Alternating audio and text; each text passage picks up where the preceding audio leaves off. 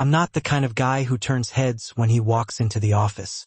Honestly, if I didn't speak up, sometimes a whole day could go by and no one would even notice I was there. But if the plumbing acted up, a project deadline was breathing down our necks, or someone needed a person to pull an all-nighter finishing up paperwork, you could bet someone would eventually find their way to my desk, lean in, and whisper, "Paul, could you help out?" And I always nodded. Not because I didn't know how to say no, but because, well, this job was part of my life. 25 years. Never quit. Never asked for a promotion. Never fought for anything. Just showed up 15 minutes early every day, made coffee before the boss got in, double-checked the technical drawings before they went out, and sometimes just gently pushed a chair back into place for a colleague slumped over their desk in stress. I started here when the company was just a tiny office, 6 of us crammed together. Back then, we were on the second floor of an old building near the train station. On hot summer days, the ceiling fan would whine relentlessly, and loose blueprints would flutter everywhere whenever someone dared to open a window. I remember sitting there, my shirt literally sticking to the back of the chair with sweat, but nobody complained.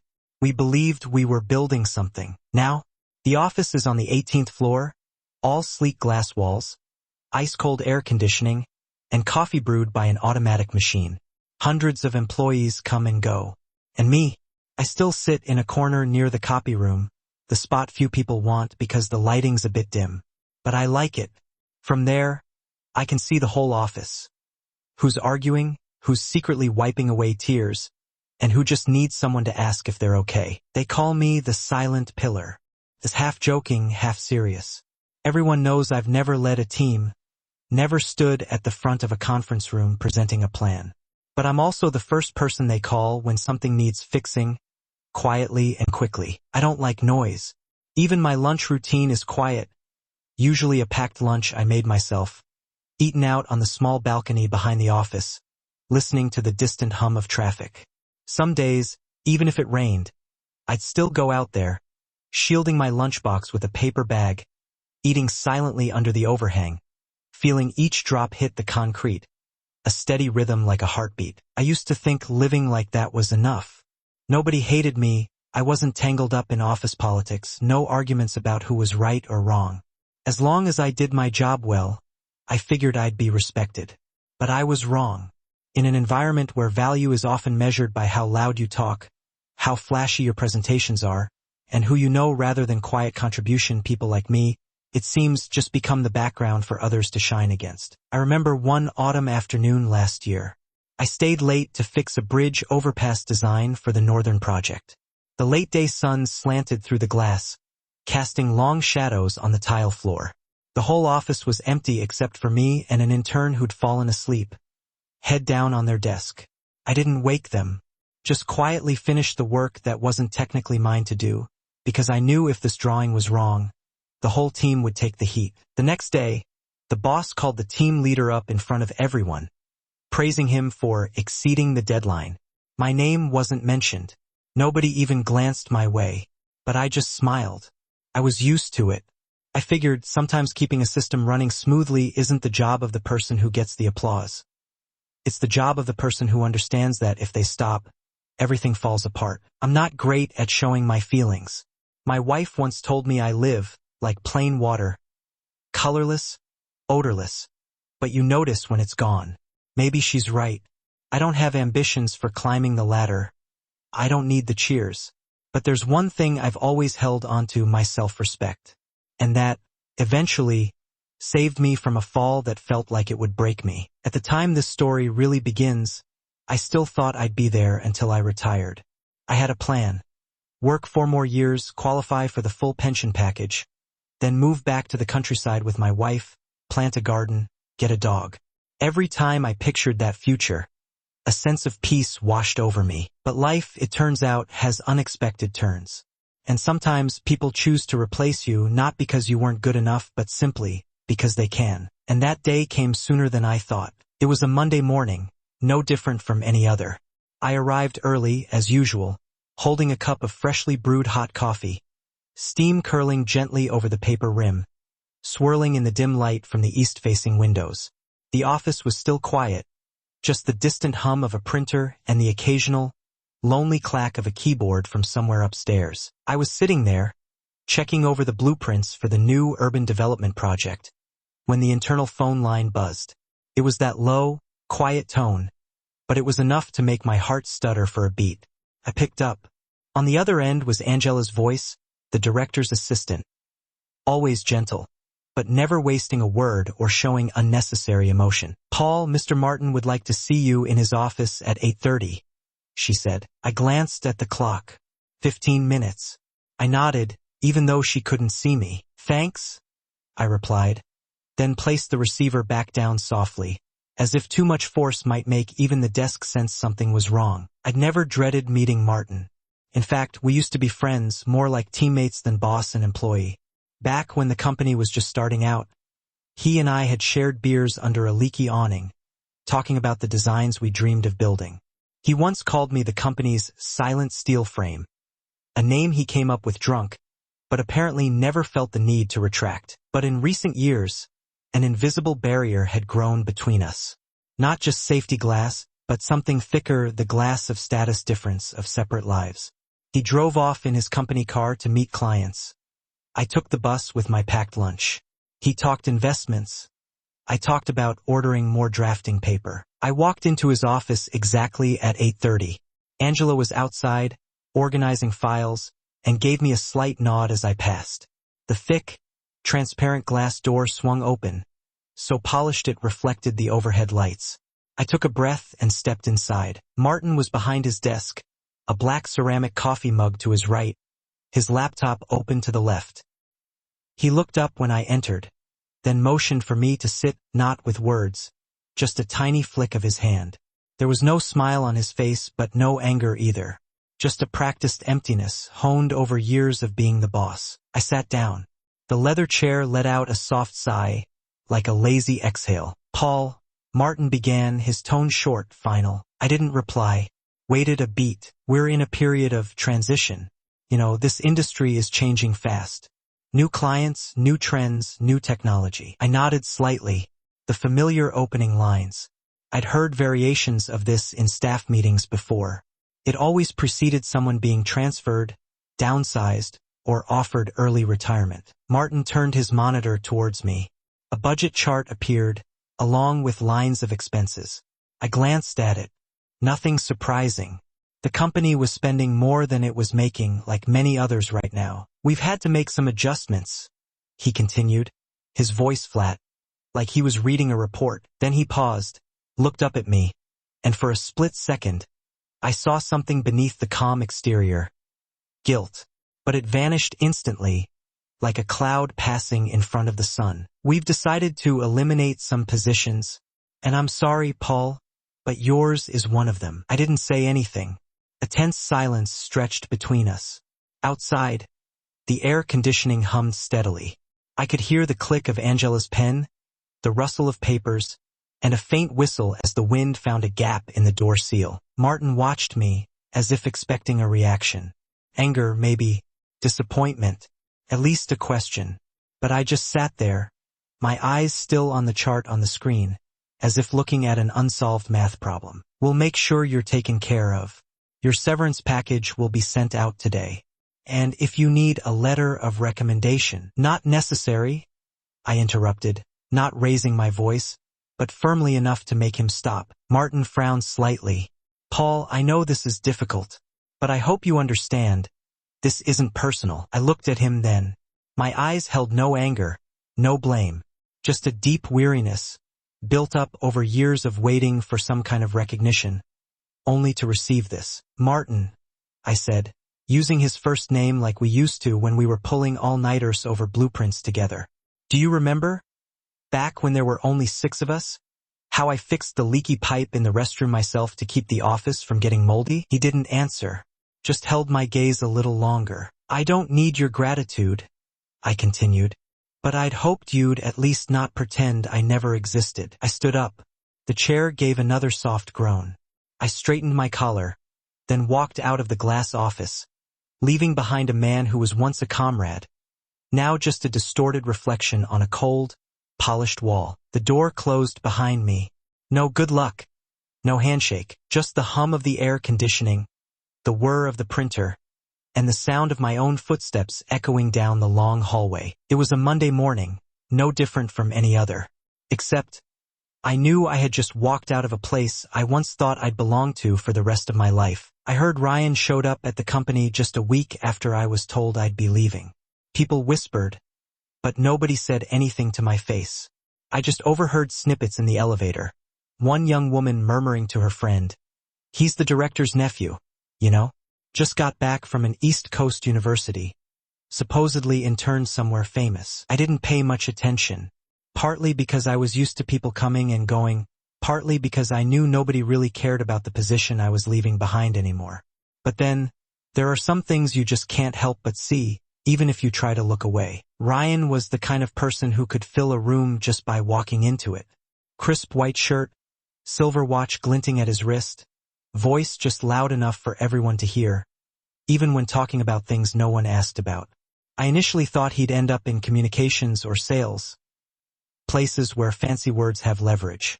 But no, Ryan was appointed to the technical design team, the exact department where I'd spent nearly 3 decades. In a team meeting, Ryan was assigned the design for the Westside Logistics warehouse. Not a massive project, but it had several specific technical requirements. I sat silently, listening to him present using flashy jargon, drawing lines on the whiteboard that looked very professional. But I knew, underneath it all were sloppy calculations, unrealistic assumptions, and a lack of depth that only someone who's actually held a measuring tape on a construction site could sense. I planned not to say anything. After all, I was just the guy on his way out. But when I looked at Ryan's final drawings, I saw a critical error in the joint connection between 2 main support columns. If built according to that plan, the load distribution would be off, and under strong winds it could lead to structural cracks within months. I sat quietly in my corner, the paper blueprints spread out on my desk, the pale yellow lamplight falling on the blue and red lines. It was raining lightly that day, droplets tapping against the window pane in a steady rhythm, like a constant reminder. I looked at the drawing, then looked over at Ryan laughing by the coffee machine. Not a care in the world. I took the drawings home, stayed up past midnight fixing the error. Not for anyone else, but because I couldn't let the company, even the company that was about to discard me, suffer the consequences. I clearly noted each revision, emailed it back to the team lead, adding a suggestion to double-check the foundation work as well. The next morning, I walked into the office and saw everyone gathered in the common area. Ryan stood in the middle, holding a latte, while Martin clapped him on the shoulder, laughing loudly. I couldn't hear everything, but caught words like potential, breakthrough improvements, a breath of fresh air. I went back to my desk. In my inbox, there wasn't a single reply about the drawings I'd fixed. Not a word of thanks. Not even an acknowledgement. But I knew they'd used my revised version, because that structural flaw, if left uncorrected, was too dangerous for anyone to sign off on. A little later, the team lead stopped by my desk.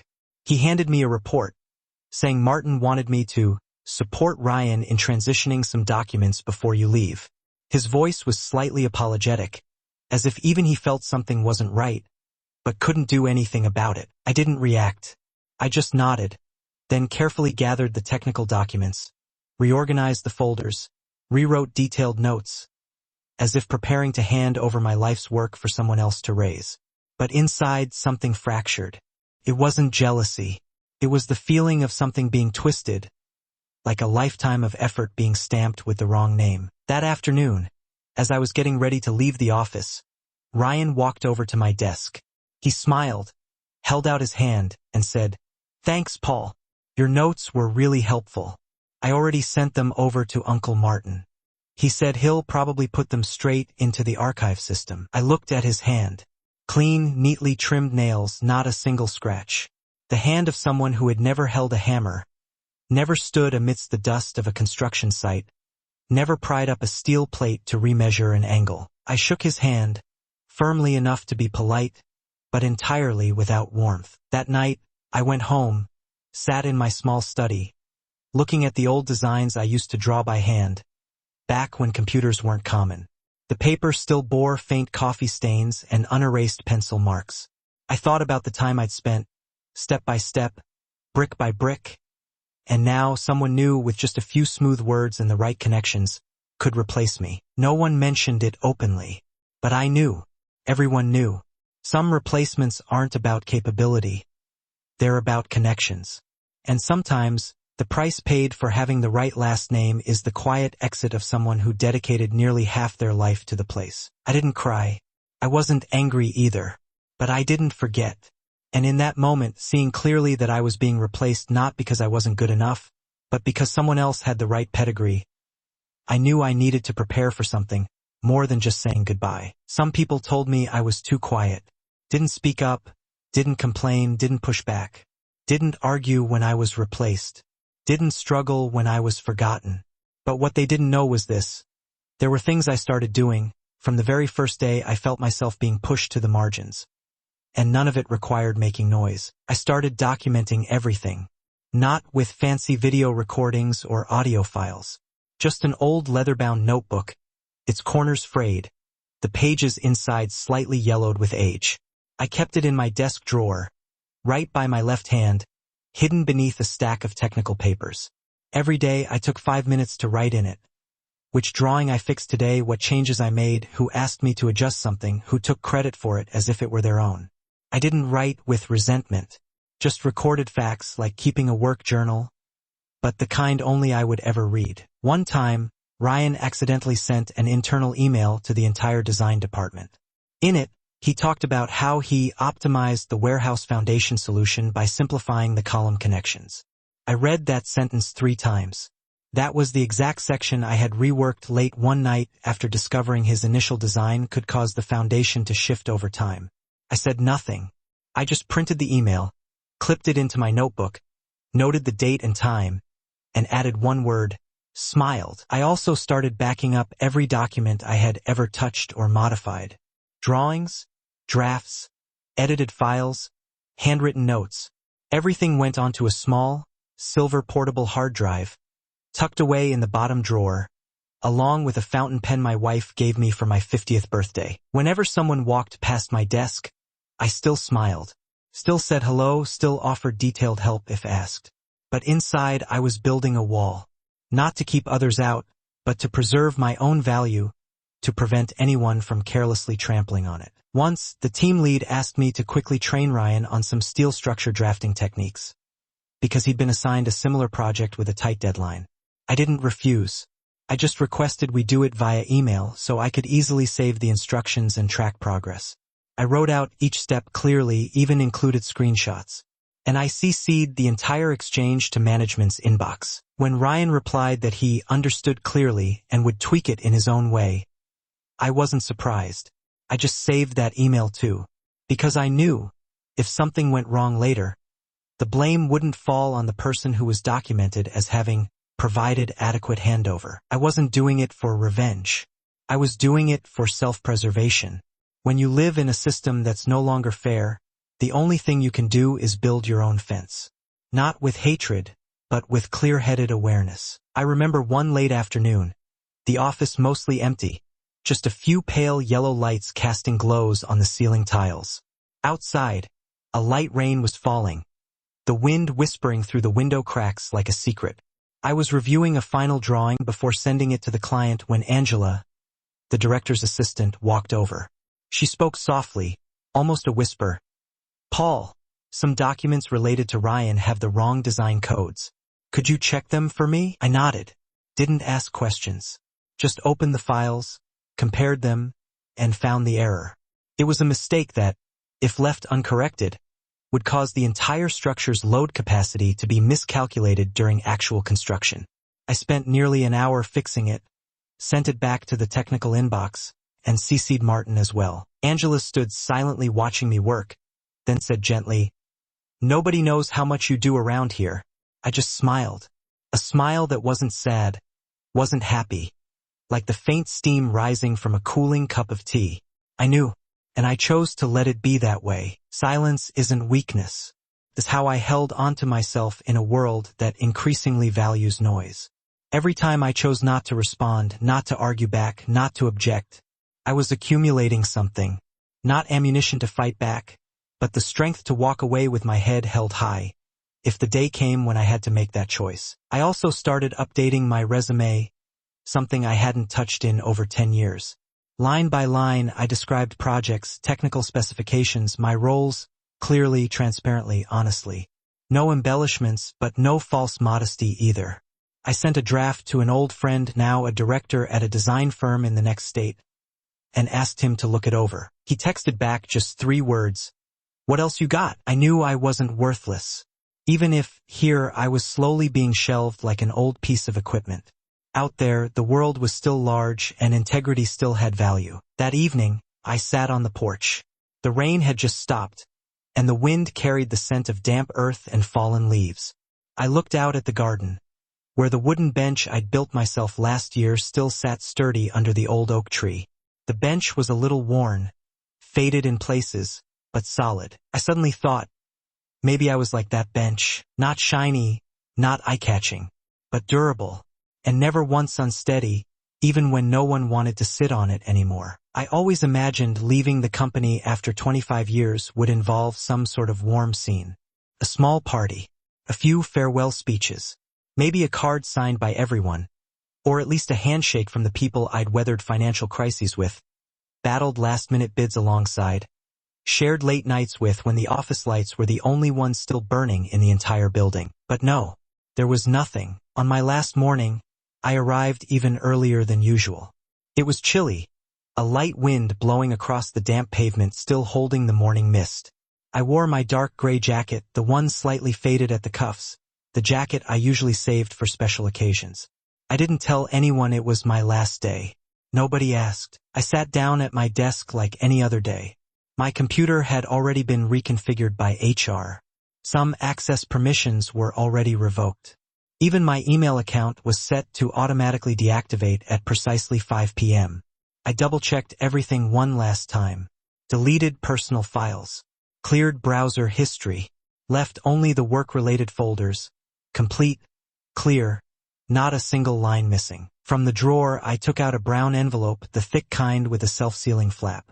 Inside were copies of notes, documents, emails, and a brief summary of the technical errors Ryan had made, including the parts one had quietly fixed.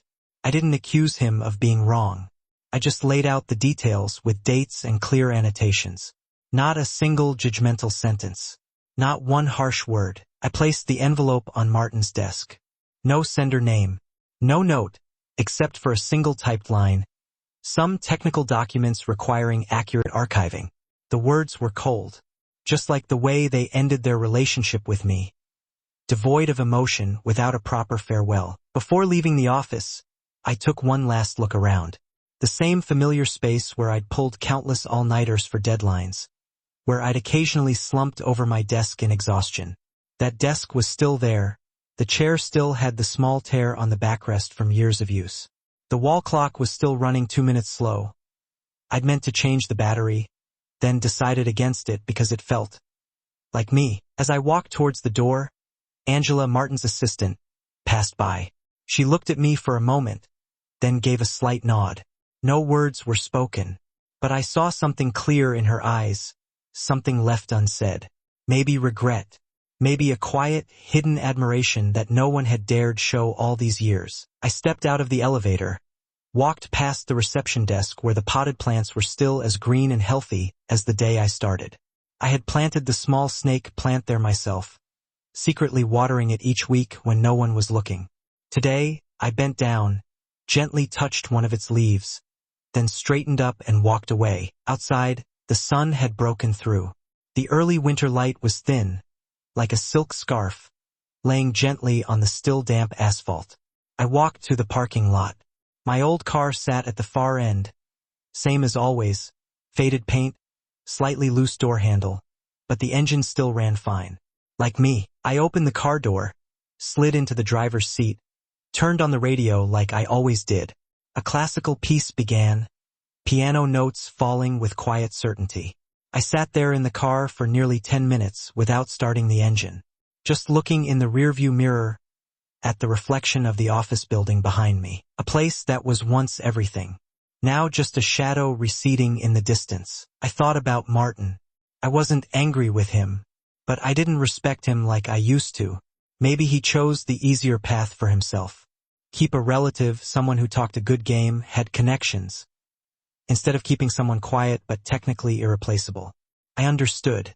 Decisions like that aren't rare in this world, but he would have to live with that decision, just as I would live with what I had just done.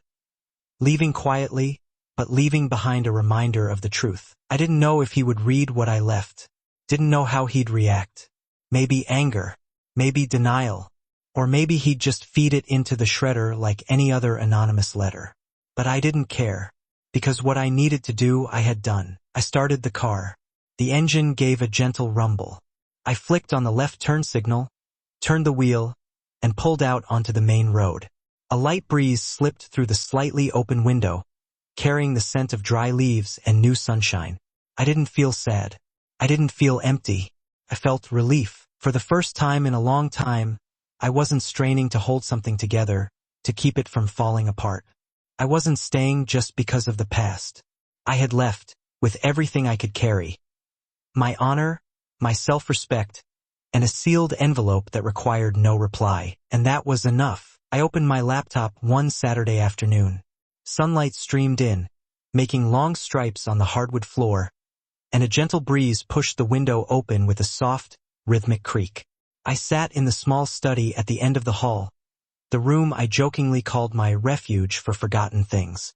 On the desk was a steaming cup of tea, and next to it, the fountain pen I rarely used anymore but kept out of habit. I opened a blank Word document and started typing. To Martin. I stopped right there, my hands hovering over the keyboard, my eyes fixed on the empty space ahead. No one was there, just the white wall, marked with a few small scuffs, and an old framed photo of my wife and me at the beach years ago.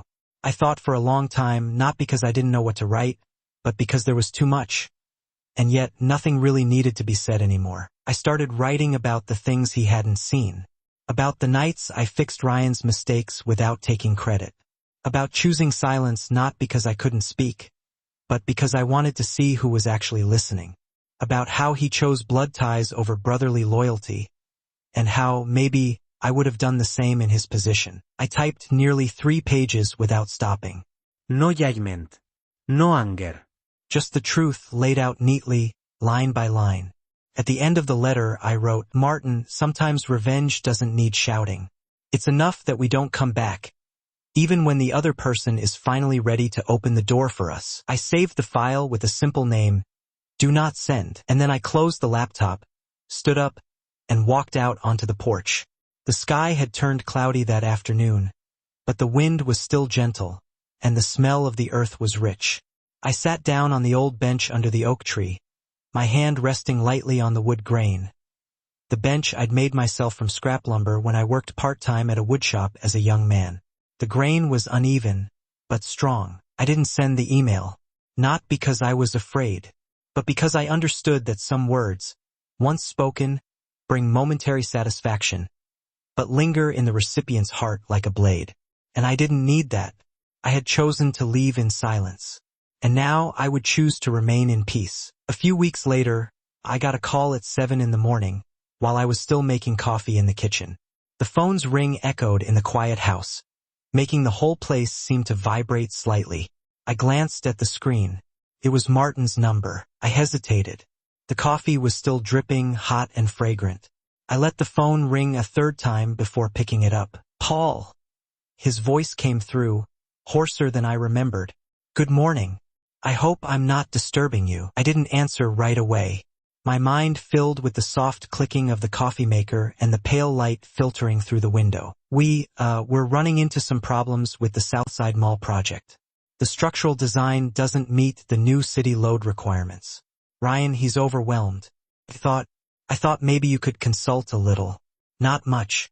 Just a few weeks.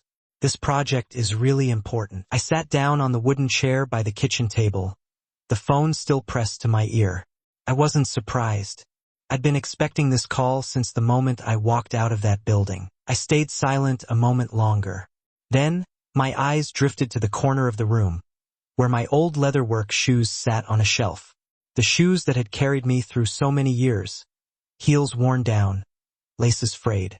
I thought about throwing them out, but kept them like a nameless piece of memory. My father used to say, "Son, there are places you have to learn to walk away from, even if they were once your everything. Because if you go back, it's not because they need you, it's because they took you for granted before." I took a deep breath. Over the line, I heard Martin let out a sigh. Short, but distinct, as if he was realizing this call was coming too late. I answered softly, "Martin, I know the project is important, but I don't think I'm the right fit to come back anymore. I'm keeping busy with a few small things. I hope Ryan finds a solution soon." No sarptoun. No blam. The words were simple, light as wind rustling through leaves, but heavy enough to extinguish the faint hope on the other end of the line. "I understand," Martin said quietly after a pause. "Well, thanks for taking my call anyway." "Sure," I said, and hung up. I went back to the counter, poured coffee into my mug, took a sip, slightly bitter, but aromatic. I opened the door and stepped out onto the porch.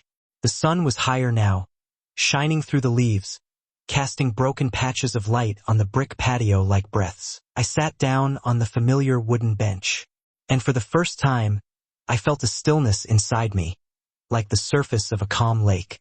No need to win, nothing left to prove. I had chosen not to turn back, and that, right there, was the clearest answer to every betrayal that had ever happened. I was never the type to be good at networking. For years, my work relationships followed a simple pattern. If someone needed help, I gave it. No thanks necessary, no expectation of anything in return. Just quiet assistance, then back to our separate tasks. But strangely, when I left, the people I thought had long forgotten me were the first ones to reach out. One of them was Derek. He'd been an intern on my team almost 7 years ago. Back then, Derek was barely out of his teens, skinny, hair always looking like he'd just ridden his motorcycle in from the suburbs. But he had something I valued deeply: honesty. He wasn't smooth with words, wasn't slick in meetings, but he always listened, and wasn't afraid to ask when he didn't know something. I clearly remember him making a mistake on a drawing once, and instead of trying to cover it up, he wrote a full report admitting the error and proposing a solution himself. Right then, I knew Derek wasn't the kind of person easily buried by noise, no matter how loud the world got. When Derek called me, nearly 4 months after I'd left my job, his voice was just the same, a little hesitant, but full of sincerity. "Paul? I don't know if you remember me." I smiled softly, leaning back in the wooden chair under the porch roof. "I remember, Derek. Of course I do." He was running a small design group now. Not a big firm, just 3 of them, 2 young architects and a friend of his handling the finances. They were working on smaller, community-focused projects. Suburban homes, coffee shops, a little bookstore. The kind of work I used to dream about before life pulled me into the world of stark industrial projects. "We have a kind of special project," Derek said, his voice still cautious. "It's a kindergarten out in a rural area. The budget isn't huge, but we really want to do it right. I thought of you immediately. If you have any time, maybe you could join us as a consultant." I was quiet for a few seconds, not because I was unsure, but because a strange feeling was rising inside me, like someone had gently pushed open a door I thought was closed forever. "I won't charge anything," I said slowly. "Just make sure you listen, do the work properly, and keep your promises to them. A school isn't the place to cut corners on things that need to be solid." Derek chuckled softly, the sound of someone who'd just overcome their initial awkwardness. "I knew you'd say that." We started working together through emails and simple video calls. No conference rooms, no PowerPoint slides. Just me, with my old laptop set up on the kitchen table. And the kids, as I jokingly called them, full of earnest energy, bright eyes, and an eager excitement I realized I'd lost somewhere along the way. The project wasn't large, but for the first time in years, I felt like I was working with my whole heart. Nobody tracked my online hours. Nobody demanded pointless reports. I just needed to sketch, offer feedback, make corrections, and discuss with the team how to use sustainable materials, how to maximize natural light to save energy, how to create a playground that was safe yet connected to nature. Once, I asked Derek why he thought of me instead of hiring a younger, more well-known consultant. He paused for a moment, then said, Because you were the only person who ever made me feel like blueprints had human value. It wasn't just about clean lines or strong structures. It was about understanding the real people behind the drawings. The child who would sit and learn there. The teacher who would wipe down every step. The parent who would worry if their kid might fall. I sat quietly for a moment after he said that. Looking out at the garden, where the ferns swayed in the breeze, I suddenly felt my eyes sting, just a little. Over nearly 3 months, we completed the project together. The day I received the photos of the finished building via email, the pale yellow walls, the large sunny windows, the green lawn, and a few children's drawings hanging along the hallway, I couldn't stop myself from printing one out, putting it in a small wooden frame, and placing it right on my desk at home. I didn't earn a single cent from that project, but I got back something I'd lost over many years of working. The feeling that I was creating something genuinely good, not for a major client, not for an award, but simply doing the right thing with people who meant it. After that project, Derek still called occasionally to ask my opinion on technical details. Not to exploit me as a free resource, but because he wanted me to remain a part of how they approached their work, a quiet mentor, always there when needed. I used to think relationships not driven by money were naive fantasies. But I was wrong. They aren't common, but they exist. And when you find one, you understand that sometimes being respected is more valuable than being paid. That evening, as I was out watering the garden, the moonlight cast a soft glow on the grass behind the house. Tiny lights sparkled on the water droplets, reflecting on the ground like thousands of shattered glass fragments. I stood there in my small garden, silent. In my mind, there were no echoes of past anger, only the imagined sounds of children's laughter from that distant school, where kids were playing in a space I had helped build, brick by mental brick, with care. And I knew, for the first time in years, I was truly living again. No longer for a contract, no longer for recognition, but because I had rediscovered something money could never buy, meaning. I still have those old leather shoes, the ones I wore for 25 years at the office. The soles are worn down so much you can see the fabric layer underneath the rubber. The toes are scuffed, the back softened and creased from countless steps. Some might say, why not throw them out? Why keep something that's no longer useful? But to me, those shoes aren't just objects. They're witnesses.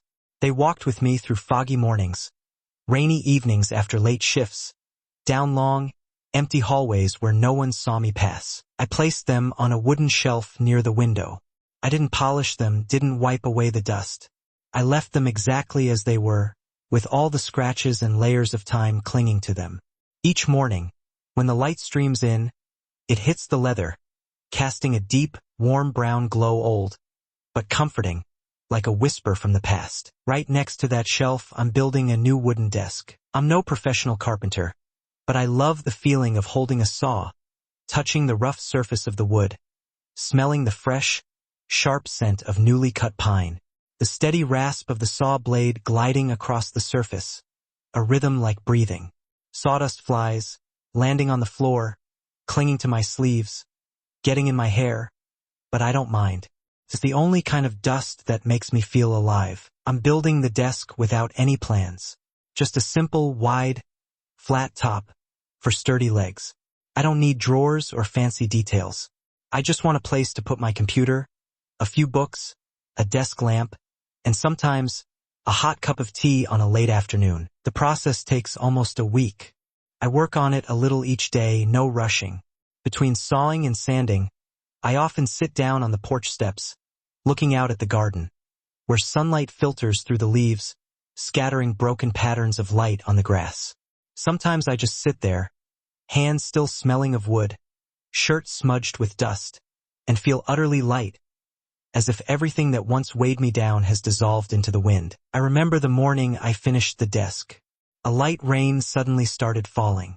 Early season rain, gentle, but enough to cool the air and bring out the smell of damp earth and wet leaves. I placed the desk in the middle of the room, facing the window. When I sit there, I can see out into the distance, to the trees trembling in the wind, the sky a soft gray like an old silk scarf. On the desk, I placed the old photograph, the one of my wife and me at our 20th anniversary. our faces showing lines, but our eyes still the same. I added a few notebooks, a wooden pen holder, and finally, a small folded piece of paper on which I'd written just one line. No need to return to a place that made you forget your worth. I don't wear the old shoes anymore. Now I wear soft canvas sneakers, light and comfortable.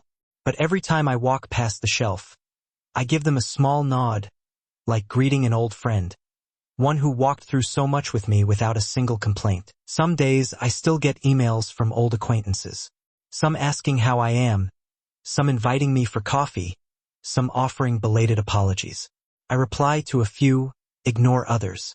Not out of anger, just because some relationships have served their purpose in life, and holding on to them sometimes just slows you down from moving forward. I don't work full-time anymore. I take on a few small projects, just enough to feel like I'm still contributing something. But I don't let work consume me again. Given the choice between a blueprint and an afternoon reading under a tree, I'll choose the latter. Because I understand, I've paid my old debts to life. Now it's time to live with a lighter heart. In the evenings, my new study is so quiet I can hear the leaves falling outside on the porch. I put on some soft music, let the piano notes drift slowly through the space, touching the silences gently like water on glass. I sit there, at my new wooden desk, watching the warm yellow lamplight fall on the page I'm writing on. And I think it turns out you don't need much to feel content. Just a desk that fits, a pair of old shoes to remind you of the roads traveled, and a heart that still knows gratitude. Not all endings are sad. Some endings are just a way to begin again, in a different direction, gentler, deeper, and truer to yourself. I was replaced, forgotten, discarded as if I never existed. But I don't live in that hurt anymore. I chose to live again with the same hands worn down by work, with the same heart I thought was calloused by betrayal. And in this small room at this new wooden desk, I found the simplest thing, the one I had forgotten for so many years: freedom and peace.